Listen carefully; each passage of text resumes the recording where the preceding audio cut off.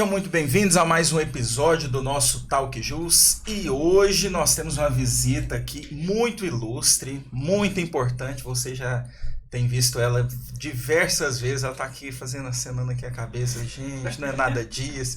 Nossa celebridade... Não, brincadeira, viu? Não é celebridade, não. Fazendo um trabalho muito sério em uma delegacia muito importante, que é a da criança e do adolescente. E não tem como fazer um programa agora, né?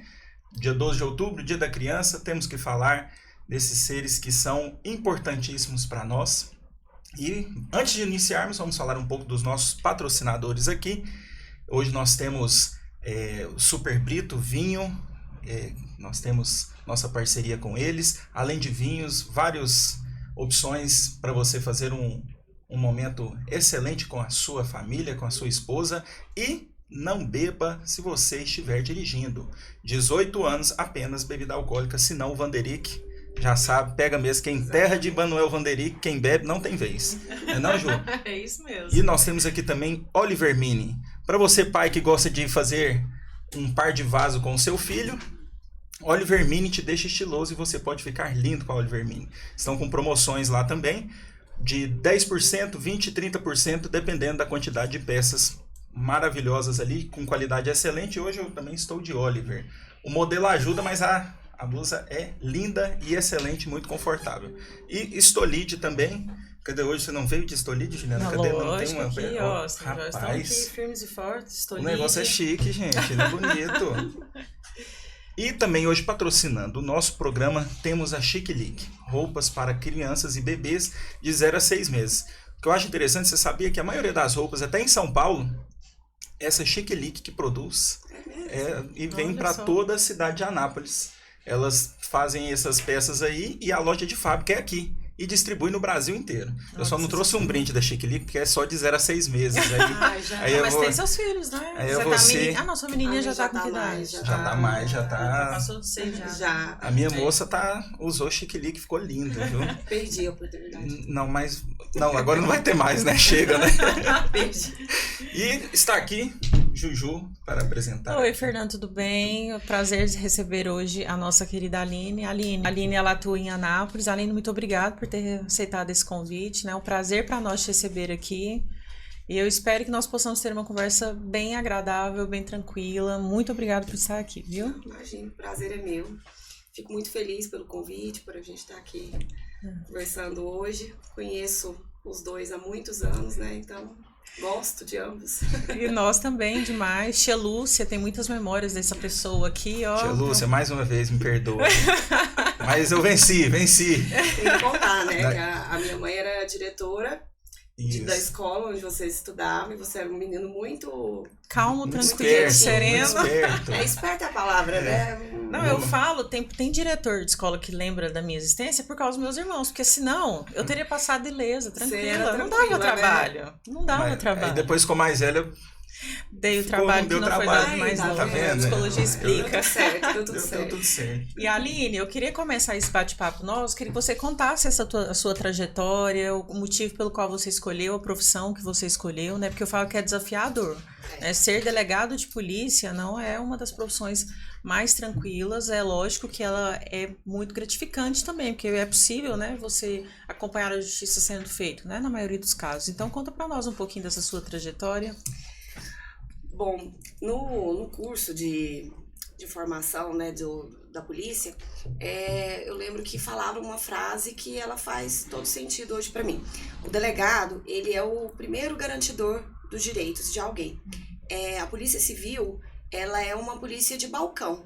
É a única polícia que tem literalmente um balcão de atendimento e a gente, no nosso serviço ali, a primeira forma de prestação de serviço é o atendimento ao público.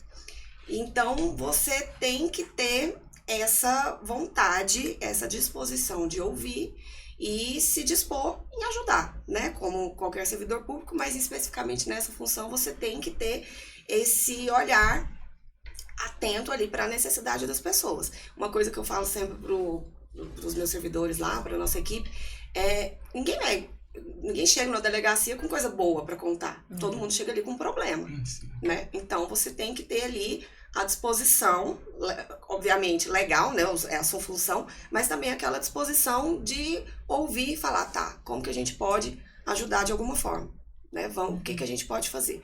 Então, isso vem, no meu caso, eu tive acho que vem tudo da infância, né? Tudo que a gente passa ali na infância vai reverberando ao longo da vida. Eu venho de um lar em que minha mãe sofria muita violência doméstica. E esses casos que a gente escuta hoje falar, vivi dentro de casa, né? Minha mãe era constantemente agredida, enfim, presa ali no relacionamento, não tinha como sair. E até que meu pai foi assassinado em uma briga de bar. Ele foi morto em frente à nossa casa quando eu tinha 8 anos, e minha irmã tinha uns 3 anos. Então minha mãe ficou viúva com 2 crianças, muito nova. Isso nos obrigou a nos unirmos, obviamente. Então até hoje nós somos muito unidas e a nos fortalecermos. Todo mundo ali teve que virar um pouco o homem da casa, né? Pra gente conseguir seguir a vida, conseguir... E assim nós fomos criadas. E eu, como era mais velha, foi natural que eu assumisse uma certa liderança sobre a minha irmã, que hoje ela... É normal mesmo. Coitada, penou na minha mão, né? E isso vai te dando, eu acho, características de, digamos, uma liderança ali dentro da família mesmo, né? Mas desde pequena eu sempre tive esse ímpeto, assim, de questionamento, senso de justiça. Sempre fui muito questionadora. Mas por quê? Mas não pode por quê? Claro que pode. Não tem direito. Mas por quê? Sempre tive isso. E na adolescência isso se acentua, né? E eu me lembro que na adolescência já começaram a me apelidar de delegadinha. Eu sempre tive essa... Doutora. Foram profetizando já, né? Uma mandona, essas coisas assim. E foi natural, quando chegou a hora de escolher um curso ali, acho que eu nem cogitei outra coisa, sempre saltou aos meus olhos o direito.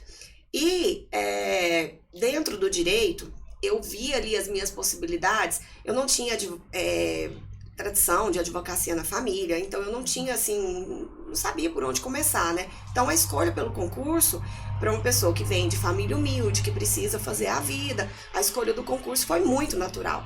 Era a forma que eu tinha de vencer na vida por mim mesma, né? Então, tentei advogar um tempo, trabalhei com um tio fora do direito ali por um outro período, até que eu entendi, eu falo, não, tenho que estudar, tenho que fazer concurso, porque é aqui que eu vou... É aqui meu caminho, né? Então, quando eu falei, vou escolher o concurso, não colhei concurso para tribunal, não colhei concurso para nenhum cargo. Eu já fui direto para polícia. Era o que sempre saltou aos meus olhos. E em 2014, eu assumi como escrivã da Polícia Civil. Eu tinha começado a estudar há pouco tempo. Fiz o concurso na época para delegado, não passei, mas passei para escrivã.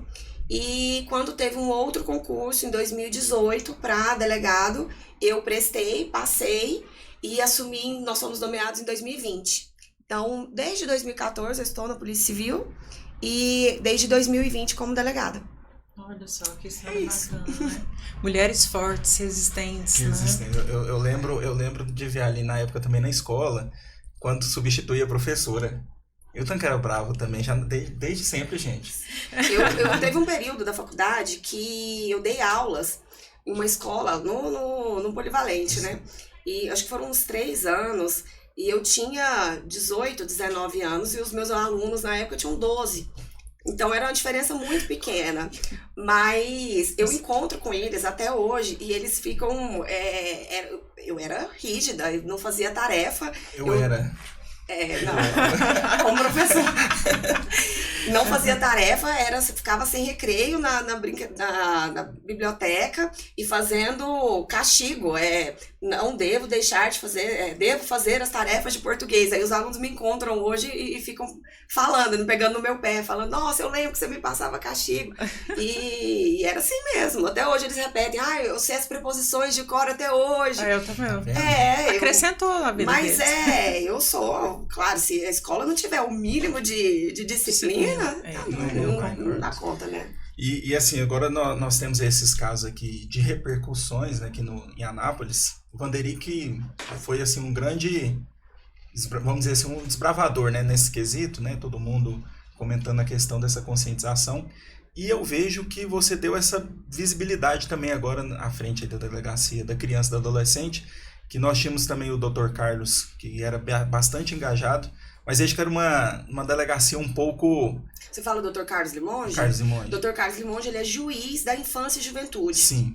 E ele continua atuando, tem 20 anos que ele está aí à frente do juizado, mas no meu caso, na Delegacia da Proteção à Criança e Adolescente, a gente lida ainda mais com um outro juiz, né, uma outra vara, que é o Juizado de Violência Doméstica. Ele absorve aí todos os casos que tramitam na DPCA.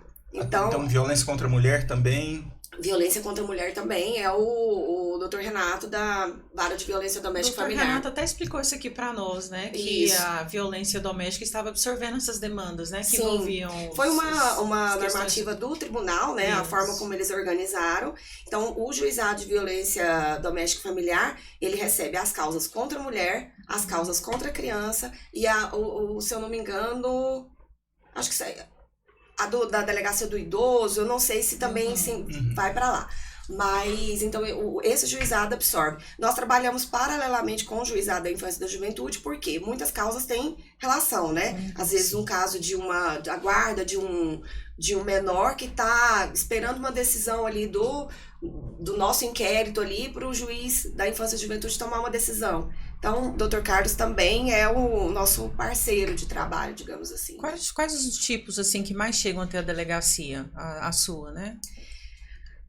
Estupro de vulnerável é o campeão, digamos assim, né, da nossa estatística. Maus tratos e lesão corporal. De pais contra filhos, de padrastos, madrastas contra enteados, basicamente. Porque assim, é uma situação, até eu te pergunto, porque esses crimes, né, questão assim que causa repercussão, é apenas assim, é a ponta do iceberg, porque quando eu trabalhei na época ali no Sejusc, de família e tudo mais, era uma situação, por mais que nós somos de origem humilde, nós temos uma estrutura familiar. Sim. E são lares totalmente desestruturados e ações, assim, situações muito difíceis da gente pensar assim, gente, como que pode existir um núcleo familiar desse jeito, que não chega até nós?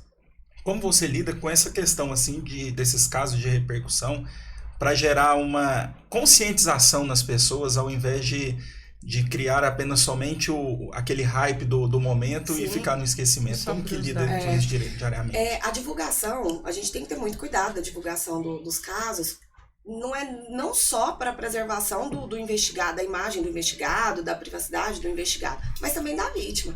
Quando você expõe um caso, você tem que tomar muito cuidado para não expor a vítima, que vai, né, carregar aquilo ali, pode ser apontada na rua. Então, a forma como a gente expõe os casos é de uma maneira para identificar outras vítimas, testemunhas de casos. Por exemplo, nós temos um caso de um estuprador que estuprou ali 2 meninas saindo da escola. Esse caso a gente tem que divulgar a imagem, a gente justifica e divulga o caso, o modo como ele agia, porque é claro que a chance de ter outras vítimas é enorme. Então há divulgação nesse caso.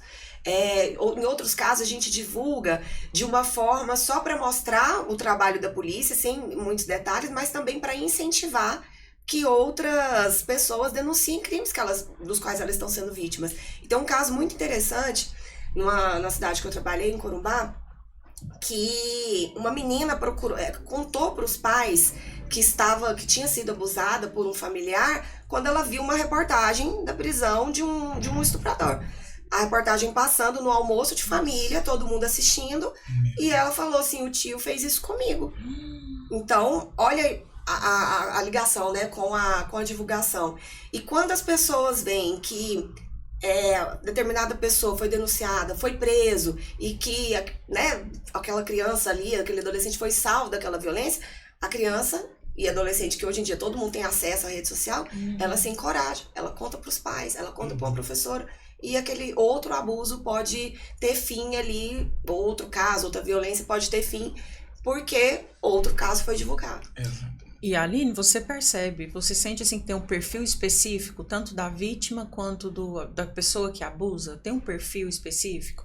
Dizem assim que acontece demais em ambiente familiar. Não sei se isso é um mito, se de fato com certeza, é. Não, os abusos sexuais, tem várias pesquisas, né? Mas a gente não tem um índice muito certo, porque há uma subnotificação imensa. A gente imagina o que acontece pelos casos registrados, mas a maioria dos casos não chegam à polícia. As famílias abafam. Ou porque não querem que aquela pessoa seja presa, porque ele é uma pessoa muito boa, ele errou, mas ele é uma pessoa muito boa. Ou porque não quer submeter a vítima a todo esse trauma, né, de reviver tudo isso. São vários motivos. Agora, acontece, com certeza, 90% dos casos que são denunciados acontecem dentro de casa por um adulto da confiança da família. Os casos de estupro, de abuso sexual cometidos por estranhos são mínimos, são pouquíssimos casos. A maioria são cometidos por homens, por padrastos, pais, avós, tios, amigos da família. Nossa. Mais ou menos nessa ordem mesmo. Então, é o que acontece. E não escolhe classe social. Apesar de que o que chega a ser notificado, com certeza, é das famílias mais pobres. E acredito, sim, isso é uma visão que eu tenho da experiência, da prática, que acontece mais em lares desestruturados, com uma vulnerabilidade social maior. E isso se deve a vários fatores. Todo mundo não tem... vivem muitas pessoas numa casa muito pequena, todo mundo ali muito junto, muitos filhos, não tem ninguém para olhar, as crianças crescem ali muito sem vigilância, e a família muito desestruturada, pouca renda, a renda que tem geralmente é do abusador. Então, vejo pela prática que acontece mais e que isso é um fator que favorece, né? O que não quer dizer que não acontece em áreas estruturadas, embora esses casos cheguem menos ao conhecimento da polícia. E igual se nós vemos assim, essa questão da medida protetiva. Muitas vezes é eficaz, mas em alguns casos também são assim, bastante ineficazes. Como que faz com relação a essa questão do vulnerável mesmo, da criança? Como é que é feita essa medida protetiva para resguardar? Hoje a gente tem a lei em Riborel que confere a medida protetiva, né, para crianças. A gente lembra do caso do Riborel, né? Então, a gente tem esse mecanismo. Claro que não é perfeito, ele é falho em muitos aspectos, né? Mas o que a gente conversa com os familiares da vítima, com até as próprias vítimas, muitas vezes adolescentes, a gente não pode subestimar o agressor, aquela ameaça. Então, ao menor sinal de descumprimento, comunique. Ontem mesmo a DEAN fez uma prisão que eu achei sensacional, de um homem que estava ameaçando a ex-companheira e mandando mensagens assim, extremamente ameaçadoras, agressivas, mesmo tendo medida protetiva. A Polícia Civil, a DEAN, rapidamente representou e prendeu ele. Então, se a vítima, às vezes, desacredita, né? Ou então fica com dó, acontece, eu vejo muito isso, fica com dó da mãe do cara, fica com dó da família, fica com dó dos filhos, mas ele é um bom pai, tudo. Ao menor sinal de descumprimento, comunica e a polícia toma providência para poder... Tá descumprindo medida? Então é caso de prisão. Né? A medida é para isso. Tá obedecendo a medida? Ok. Tá descumprindo? Tem que prender. A pessoa não pode, então, só a medida não tá sendo suficiente. Então, assim, claro, eu não, em momento algum tô dizendo que é culpa da vítima. Não é isso. Mas a gente precisa encorajar as vítimas a tomar a providência assim que a ameaça aproxima. A não ter pena, a não ter dó, porque o agressor não tem pena dela. Não. Né? E Aline, se você pudesse assim, dar um conselho para as mães, né, os pais, as mães, quais sinais elas precisam estar atentos, né, para quando uma criança que está sofrendo algum tipo de abuso sexual, né, e se tem algum comportamento que pode sinalizar? Mudanças bruscas de comportamento. A criança dá sinais. Uma criança que é muito alegre, de repente está retraída, uma criança que é muito falante, de repente não quer conversar, fica agressiva. Esse é um sinal clássico que todas as vítimas de violência sexual apresentam. Automutilação, a criança passa a se cortar, adolescentes passam a se cortar. Às vezes aconteceu na infância e ela nunca contou para ninguém, mas manifesta na adolescência, começa a dar sinais de depressão, automutilação, até tentativas de suicídio. Então, o atendimento psicológico é a melhor forma, porque às vezes a criança, o adolescente não tem confiança, liberdade, não tem coragem de relatar para os responsáveis, né? Porque às vezes um dos responsáveis é o agressor, né? Então, por isso que muitos casos chegam pra gente através da escola. Então, os professores também têm que estar atentos, né, a essas mudanças de comportamento. E nós precisamos ouvir as nossas crianças, os nossos adolescentes. A gente precisa dar voz a eles. Eu falei que a maioria dos casos são praticados por homens. A participação das mulheres nos casos se dá da forma omissiva. Elas muitas vezes ficam sabendo, mas ou perdoam, ou não acreditam, ou dão uma segunda chance, e aí isso faz com que o ciclo se repita, né? Eu posso dar, assim, se a gente ficaria o dia aqui contando casos de uma pessoa que abusou de uma enteada, termina o relacionamento, começa com outra, abusa da sobrinha da nova mulher. Então, a gente precisa ouvir essas crianças, é o menor sinal que ela der, e prestar atenção, né? A gente não tem que deixar nossas crianças, nossos adolescentes com pessoas que não são da nossa confiança. E ainda os que são da nossa confiança, a gente tem que estar atento. Eu tenho uma filha, eu não deixo ela ficar no colo dos outros. Não deixo, e não vou deixar. Mas sei lá quem, quero saber. A gente não conhece.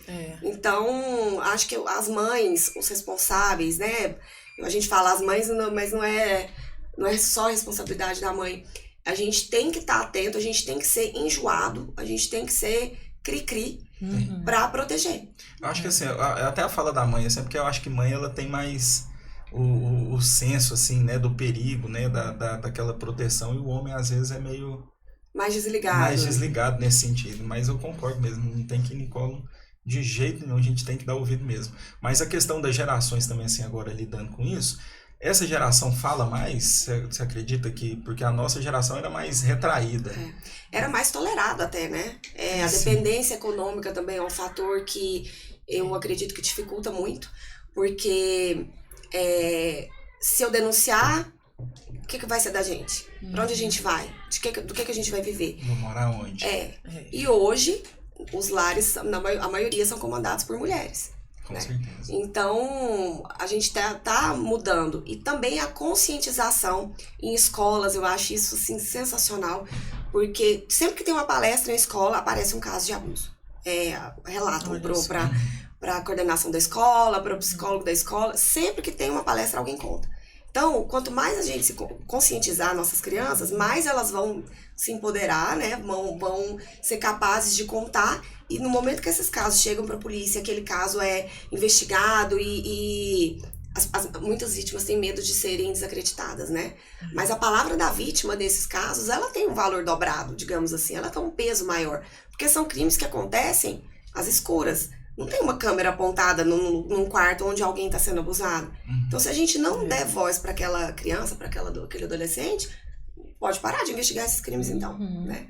Então, a gente tem que conversar, conscientizar, dar voz, ouvir, acreditar e levar para frente. E hoje, em tempos de internet, até o abuso está mudando. Né? Ele não vai deixar de acontecer presencialmente, mas as nossas crianças estão muito vulneráveis. Eu recebo na delegacia semanalmente casos de crianças vítimas de pedofilia através de jogos, Roblox, aquele outro aplicativo, Discord. São várias formas que as nossas crianças estão sendo alvo. E cada vez mais cedo nossas crianças têm acesso à internet, a celular, nem que seja um minutinho, né? E os pais, não adianta, a gente não fica o tempo todo vigiando. Não tem como, né? Então a gente tem que procurar mesmo mecanismos para bloquear chats, os directs, né? E ficar de olho, dar ali o confere no celular, porque tem acontecido o tempo todo debaixo dos nossos olhos e nós não estamos percebendo.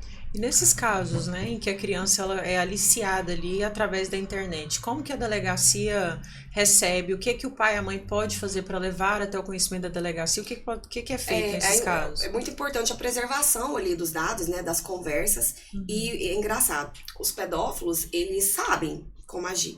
Eles se passam por criança, ganham a confiança da criança, conseguem convencer a criança a enviar uma foto, a enviar um vídeo, e ali ele começa até a ameaçar o adolescente: se você não me mandar mais, eu vou matar sua mãe, eu vou mostrar para todo mundo na escola, e vira uma bola de neve, né? Então, e ele orienta a vítima a apagar. Agora vai lá e apaga. Então, por isso que os pais têm que estar muito atentos mesmo. E descobriu, preserva aquela prova ali, né, aquela conversa, leva para a delegacia, e ali a gente tem os meios para identificar as pessoas, né, quem são os donos daqueles perfis, os donos daqueles números de telefone, para a gente conseguir chegar na autoria, né, de quem que é aquele pedófilo, aquela pessoa que está praticando aquele crime. Eu tenho assim uma crítica com respeito, né? Porque às vezes a gente vai até a delegacia, a gente vê que a estrutura não é tão boa, a quantidade de recurso humano ela é reduzida. E eu não sei se, principalmente nesses casos que envolvem internet, se vocês têm um aparato, né? Porque vocês não têm um aparato, a gente não pode considerar que tem... Lógico que a gente não está buscando a perfeição, mas pelo menos um mínimo. Eu acho que as delegacias de polícia, elas não têm hoje em dia, sabe? A polícia não recebe. A gente passa por períodos mais difíceis, né? A população vai crescendo exponencialmente e muitas vezes o número de servidores não acompanham, né? Hoje, na DPCA, nós estamos num momento muito bom. Nós recebemos no último concurso novos servidores, então a gente está com uma equipe muito boa. Nós temos um psicólogo que faz os atendimentos, então as vítimas, elas são ouvidas... como na maioria dos casos ali, né, indicados pela lei, são ouvidos com o psicólogo. Claro, a gente precisa melhorar muito, né, nossa estrutura física, precisamos, se nós tivéssemos uma estrutura melhor para receber melhor as vítimas, ter um espaço mais adequado, e são melhorias que a gente busca, né, com parcerias com a sociedade, com o Ministério Público, com empresários, e é assim, né, a gente tem que tentar fazer o melhor com a estrutura que a gente tem, mas hoje, na DPCA, nós estamos com uma estrutura minimamente adequada, né? Então, estamos conseguindo prestar um bom serviço. Porque é onde tudo começa, né? Então, Com certeza. Importante vocês terem mesmo esse aparato, né? Esse reforço, esse auxílio, certeza. Né? Isso tem que ser uma política pública, né? Tem que ser uma prioridade dos órgãos. A gente tem uma parceria muito grande com o Ministério Público aqui em Anápolis também, a doutora Carla, que nos ajuda, às vezes tem uma dificuldade, ela nos ajuda a buscar, a doutora Adriana Thiago também, que faz o nosso controle externo, uma grande parceira. Então, nós vamos buscando essas parcerias para tentar minimizar as dificuldades que a gente tem. Ótimo. Vamos para a parte da fofoquinha? Já agora é aquela parte, sabe quando tá na aula de direito de família? Tá todo mundo dormindo. Aí vai contar um caso. Aconteceu dormindo. Agora para fazer os cortes, né? Brincadeira, gente. Não é corte, isso é um assunto muito sério, porque nós vimos aí grandes repercussões aí, mas o caso do padrasto de 54 anos, que foi investigado por estuprar e engravidar sua enteada de 14 Isso aconteceu no distrito de Branápolis, que eu vi. Foi um caso... Sim, foi um caso recente. Já tem tanto caso ruim que você tem que puxar na memória, né? Até na idade eu me confundi, mas agora eu lembrei. São aqueles casos clássicos, né? Infelizmente, uma mulher iniciou um relacionamento e percebeu que, na verdade, o companheiro estava mais interessado na filha. Eita. E começaram uns boatos ali, e até que ela apareceu grávida. E esse caso é interessante, no inquérito já foi concluído, já foi enviado.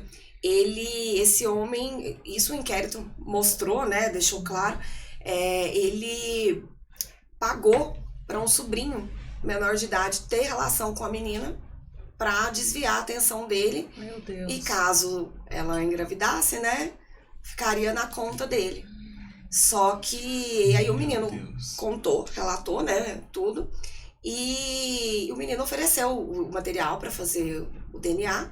A criança já havia nascido, né? Quando esse caso chegou pra gente, já estava ali no final da gravidez.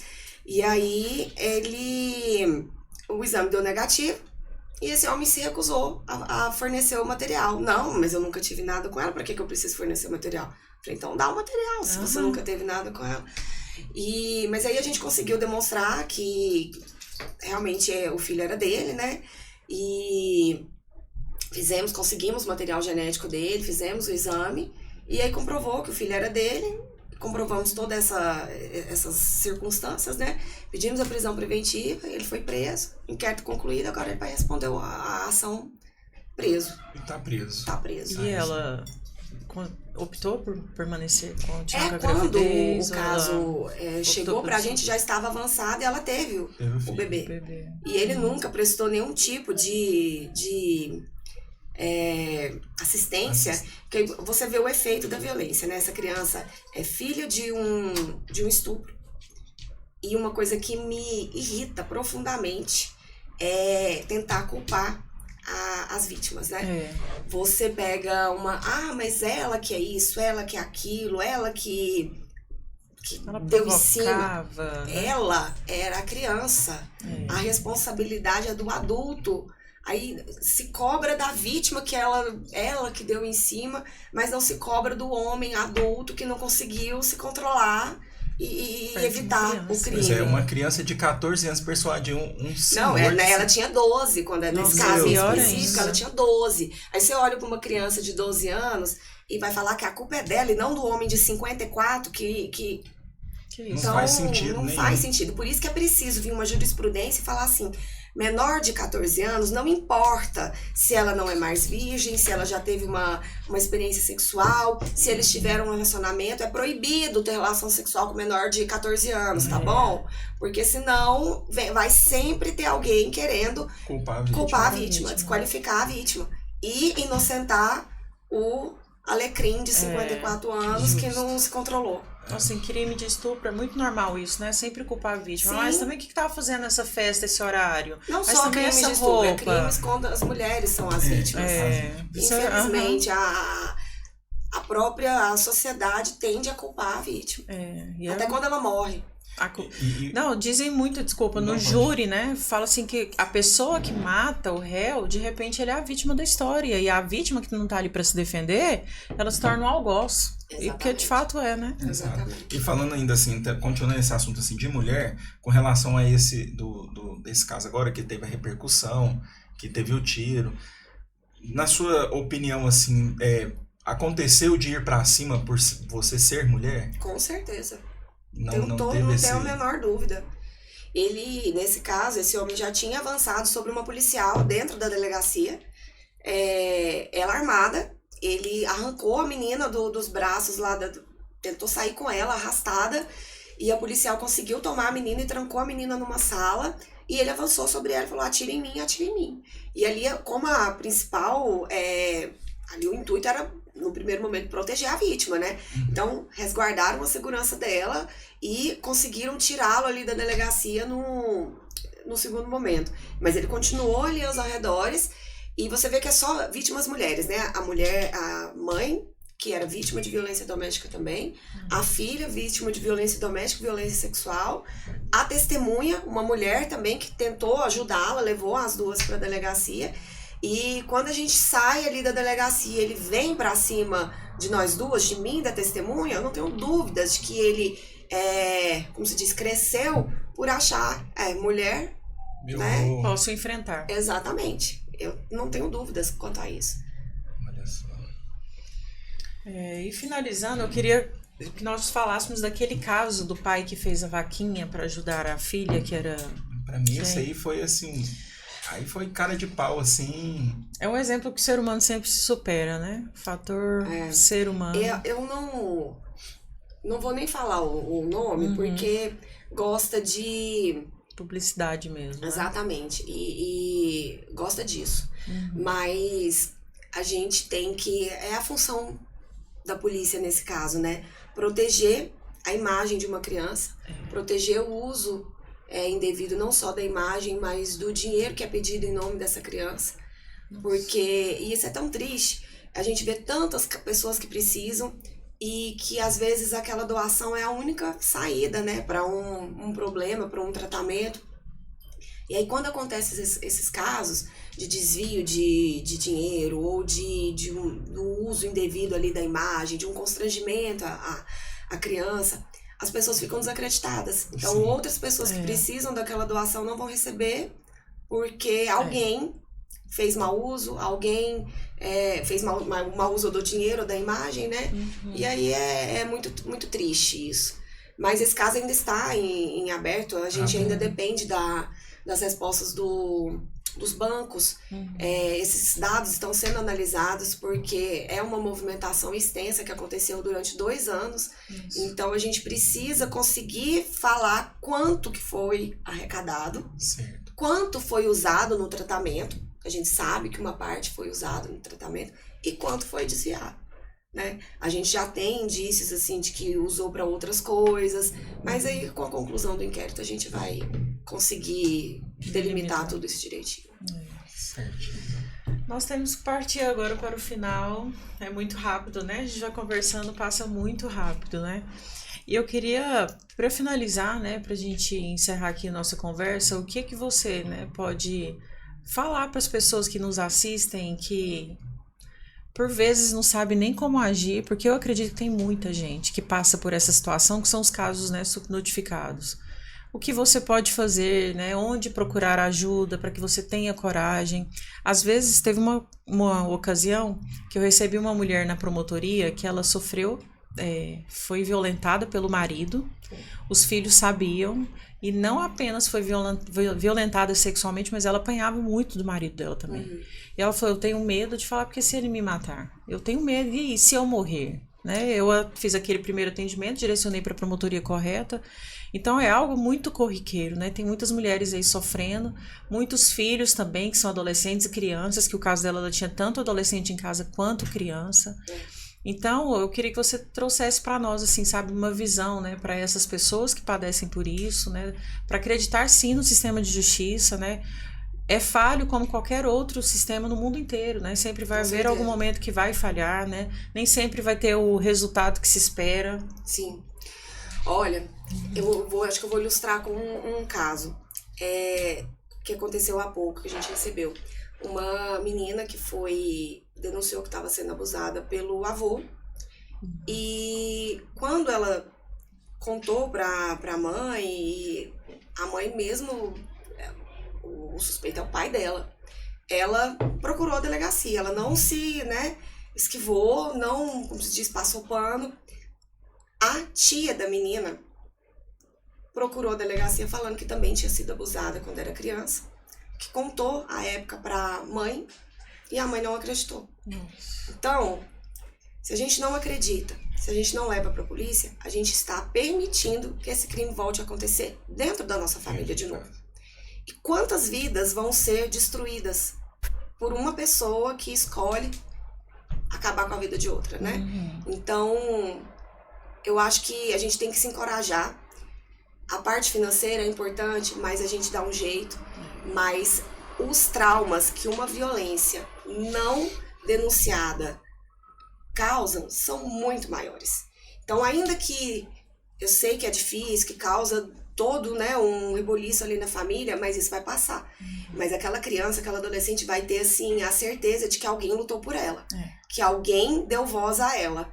Se a justiça não funcionou depois, ou se, né, mas foi levado. Não foi varrido para debaixo do tapete. Porque é isso que destrói a vida de pessoas. É isso que causa traumas pro resto da vida. Pessoas que sofreram abuso na infância, que não foram acolhidas, que não foram ouvidas, que não foram acreditadas, levam esse trauma pro resto da vida.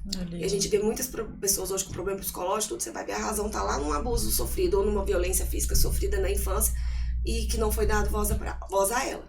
Então, as mães, os responsáveis, quem quer que seja, tem que ouvir, tem a obrigação legal de denunciar.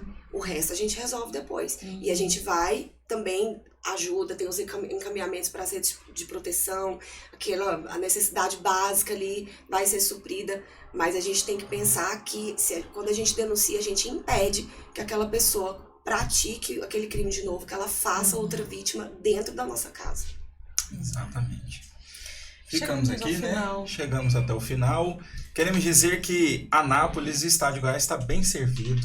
Acho que a doutora Aline sempre foi, antes mesmo da farda, sempre foi uma mulher de respeito e sempre lutou pelos seus ideais. E nós temos aí, na figura do nosso governador Ronaldo Caiado, como ele diz, né? Ou o bandido muda de Goiás, ou muda de profissão, ou muda de Goiás. Realmente a nossa polícia, ela é uma polícia que realmente defende o cidadão. E nós estamos em trabalhos sérios como o seu, realmente tendo solução, não somente pela questão, muita gente vê a mídia, né?